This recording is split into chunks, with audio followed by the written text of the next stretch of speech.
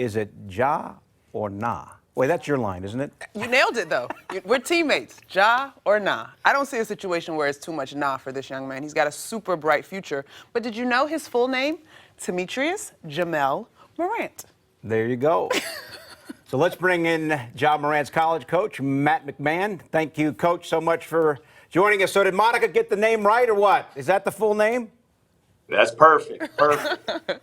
So, Coach, when you recruited him to come to Murray State, he was not a highly regarded high school player. How in the world has he been able to develop to the level where he's likely going to be a top 2 pick here in the NBA draft?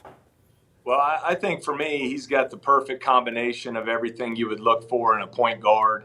Elite athleticism and explosiveness for the position. His basketball IQ is just off the charts. I've always referred to him as a basketball genius because of his feel for the game. And then he just makes everyone around him better. Players love playing with him because of his ability to pass and get them the ball in the right positions to score. And he's just an ultimate winner. He can beat you in a lot of different ways, whether it's scoring, creating for others, his passing ability. He's just such a complete player. Coach, he's made some headlines lately with a recent interview, and he talked about his ability to study his teammates as a point guard to put them in positions to be successful. What is it about this young man as a leader amongst his teammates that made him so special? I thought that's where he really grew as a player this season, and his ability to lead the team. The players have a lot of respect for him because of his credibility as such a dynamic player. But if you really study the film, his passing, for three-point shooters, he always hits you right in the shooting pocket, leads you right into an open three. His ability to put lobs right on the money to big guys to finish plays around the goal. And he's just a play ahead of everybody else on the floor with his IQ and feel for the game. Coach, what would you say to those who might state coming into the NBA draft that he hasn't played against elite competition in college? I would laugh at him. If you look at his performances in our Power 5 games, I believe we had 4 or 5 of them this year. His production was actually greater. He averaged almost 28 points a game, 8.5 rebounds, 8.5 assists a game. That doesn't include our scrimmage against an SEC team back in November when he had 38 points and 10 assists. I think everyone tuned in and watched his dominant performance in the NCAA tournament. I think his game, if you know anything about basketball, speaks for itself. So when you look at the numbers, Coach, he hit the scene like a meteor after the dunk against Alabama that sort of set social media afire. But you dig into his numbers. His freshman year, we're talking about doubling his production from 27.7 or 12.7 points to 25. And then he adds 4 more assists from 6 to 10. What was it that allowed him to make the jump from his freshman year to his sophomore year? Well, I think he loves to play. So you're talking about a guy who's always in the gym, always working to get better, and he's always adding to his game. That to me, that's the most exciting thing about his future NBA career. He's going to shake Adam Silver's hand on draft night at 19 years of age. So he's just going to keep getting better and better. He really had an outstanding freshman year with the 13 points a game, 6.5 rebounds, 6 assists. And you just saw him take it to another level this season. First player in the history of college basketball to average over 20 points a game and 10 assists a game for a season. Coach, we're sure you're in touch with Ja here as the lottery approaches, the draft also coming up very shortly. What's it like? What's going through his mind right now when you talk to him? Oh, he's no different. I think that's the reason he's had such great success. Through all the NBA hype and media attention, he's never changed. If anything, he's gotten hungrier to become an even better player. So he's working extremely hard right now, continue to expand his game.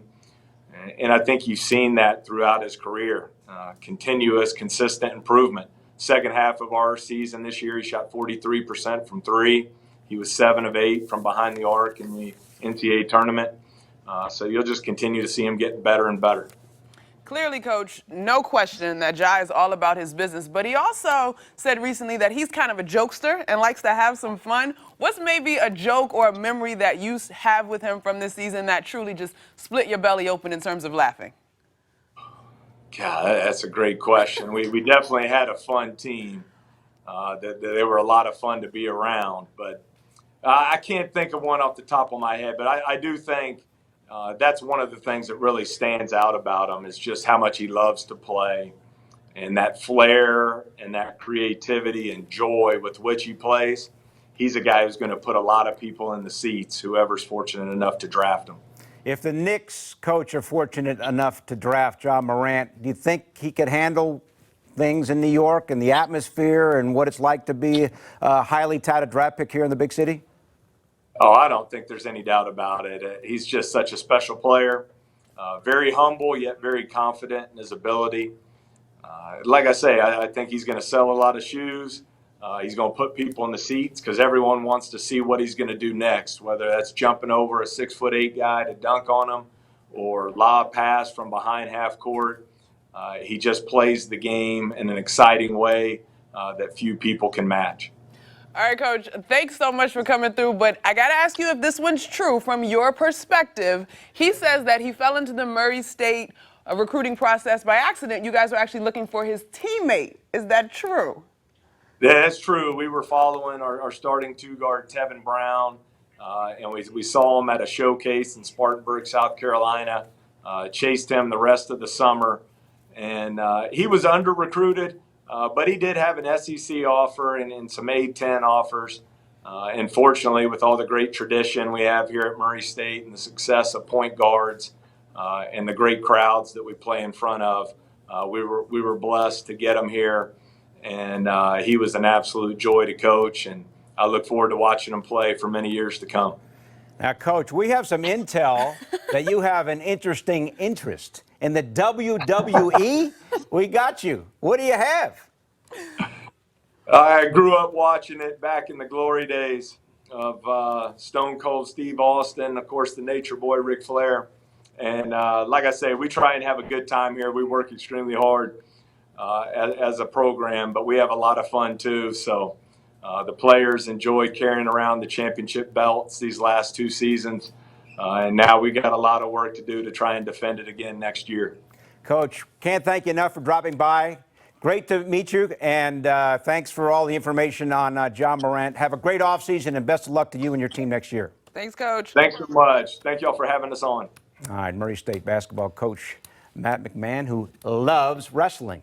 How about that? Ja or nah? Ja or nah? I think it's a tough to say nah. I could still understand why maybe some team is not sold, but you look at the players that he's been compared to currently in the league, Trae Young, Steph Curry. I mean, Steph Curry said himself that he has a game that's ready for the NBA right now. And so you look at what this kid has been able to do, 25 and 10 over the course of a regular season. John Wallace, our teammate, says it. 10 assists is not easy to do. Yeah, college, it's even more impressive.